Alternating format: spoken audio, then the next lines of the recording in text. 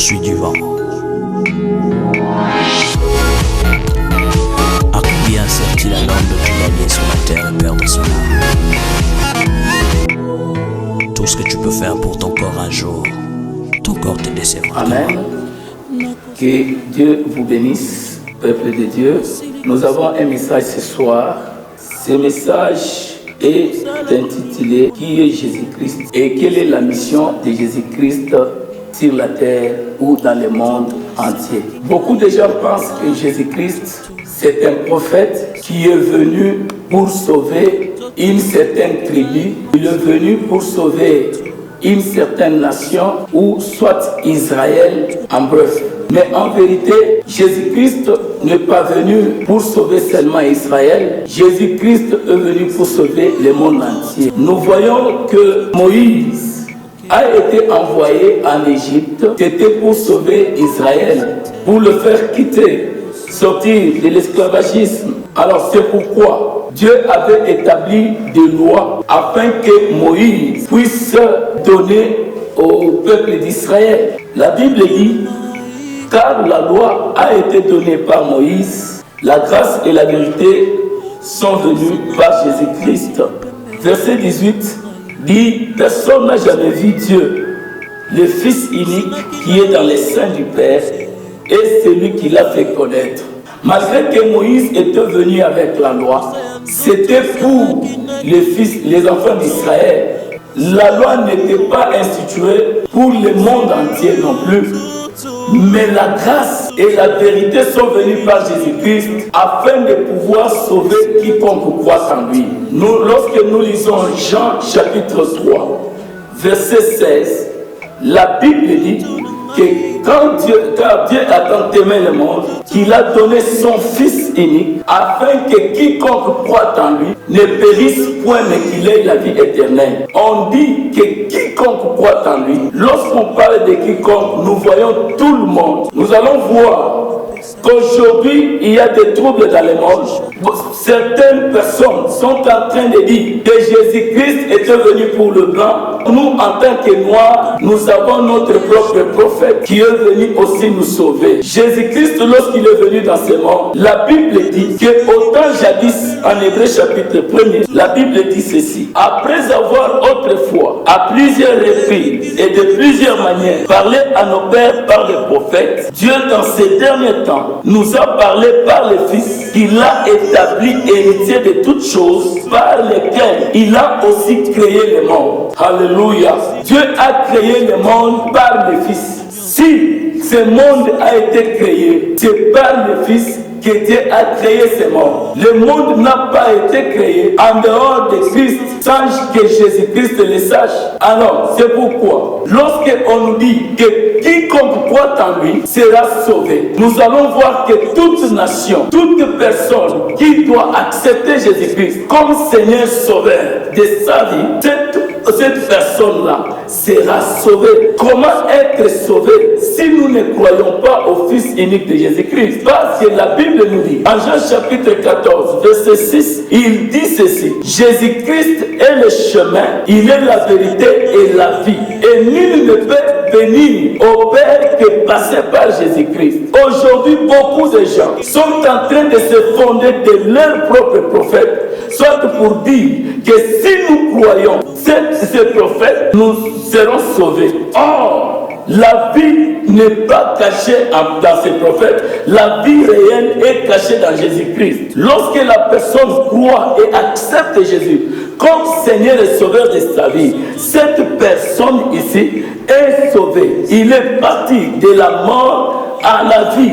La personne quitte la mort pour avoir la vie sauve. Pourquoi la vie? Parce que Jésus-Christ est lui, il est le seul maître de la vie. Il est celui qui est venu nous donner la vie dans ce monde. Nos ancêtres ne nous ont pas donné la vie. Nos parents, ils ne nous ont pas donné la vie. Nos chefs n'ont pas donné la vie. Il y a beaucoup de gens qui étaient venus dans ce monde avec leur propre nom, soit pour dire qu'ils sont de tel ou de tel haut. Ils ont donné des dates. Ils ont dit que de telle date, il y aura ça, il y aura ça, il y aura ça. Mais en vérité, pour finir, ils ont dit, en tout cas, nous devons croire. Nous devons accepter. Aucun prophète ne venu donner la vie dans ce monde. Moïse avait échoué la mission. La Bible dit que lorsque Moïse a échoué, même à entrer en Canaan, il a vu le Canaan à loin et il a salué de loin. Beaucoup de prophètes ont échoué. Ils n'ont pas réussi. Mais nous savons qu'il y a un seul prophète et un seul et unique qui est le Fils de Dieu, qui est venu racheter le monde. Pour racheter le monde, il faut qu'il y ait l'alliance. Moïse, pour sauver Israël, il a fait l'alliance. Et cette alliance-là, il l'a fait avec le sang. Et nous voyons maintenant, en Exode chapitre 12, verset 13, la Bible dit qu'avant qu'Israël puisse sortir, il a fallu normalement qu'il y ait les sacrifices de sang. Il faut que l'on tue la brebis ou bien le taureau d'une année. Mais Moïse, lorsqu'il a fait cette histoire-là, et puis il a dit, voici ceci est le sang de l'alliance. C'est le même geste que Jésus-Christ aussi a fait, ces mêmes gestes. En Matthieu chapitre 26, verset 26 à 28. On dit que Jésus-Christ aussi a repris le même geste que Moïse a pu faire. Dans toute la Bible, nous voyons qu'il y a Moïse qui est venu avec la loi et Jésus-Christ qui est venu avec la grâce. Et puis, la loi, c'était uniquement pour Israël. Et la grâce et la vérité, c'est pour nous. C'est pour tout le monde qui doit accepter Christ et Jésus. Si toi et moi, tu acceptes Jésus-Christ comme Seigneur et Sauveur, mon frère, ma soeur, tu dois quitter dans la loi de ta famille. Tu dois quitter dans la loi que les hommes ont établie sur toi. Et tu auras la vie sauve. Car le sang de Jésus qui a été versé à la croix n'était pas versé pour rien. Toi et moi, nous devons accepter Jésus. Croyons que cette parole elle est véritable. Et la Bible dit que la foi vient de ce que nous entendons. Si qu'est-ce que toi tu entends par rapport à Jésus-Christ, qu'est-ce que tu crois en toi? Nous croyons réellement que Jésus-Christ est venu pour sauver le monde. C'est lui qui a cru au Fils de l'homme. Même s'il meurt, il n'est pas mort, mais il vivra quand bien même il est mort. C'est pourquoi nous voyons que Jésus-Christ, il disait à Marthe, non, si tu crois, rien n'est impossible à Dieu. Si tu crois, ton frère doit ressusciter. Mais Marthe, pour elle voyait que Jésus-Christ, son frère, devrait ressusciter après des années, ou à la fin du monde, ou à la fin du temps. Or, ce n'était pas ça. Jésus-Christ est la résurrection. Jésus-Christ est la vie. Si nous croyons réellement au Fils unique de Dieu, nous serons sauvés. En dehors de Jésus, il n'y a pas de vie. En dehors de Jésus, il n'y a pas de réussite. Tout ce que nous pouvons faire, que ce sont des réussites, ce ne sont pas des réussites. La vraie réussite, c'est avoir la vie éternelle en elle. Aujourd'hui, c'est le Fils qui parle. Aujourd'hui, c'est le Fils qui travaille. Aujourd'hui, c'est le Fils qui est en action. Alors, il veut que tu puisses croire. Il veut que tu puisses accepter. Il veut que tu puisses lui donner ta vie. Si tu lui donnes ta vie, réellement, il doit se manifester dans ta vie. Nous allons prier ensemble. Là où tu es, tu dois prier. Si tu n'as pas encore accepté Jésus comme Seigneur et Sauveur de ta vie, tu dois prier avec moi. Seigneur Jésus, je te dis merci pour ce soir. Merci pour ces messages. Merci. Je croyais peut-être que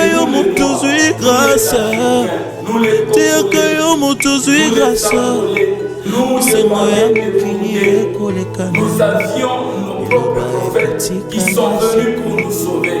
Or, ce n'était pas ça. Car la Bible nous dit que ce dernier temps, c'est le Fils qui nous parle par le Fils.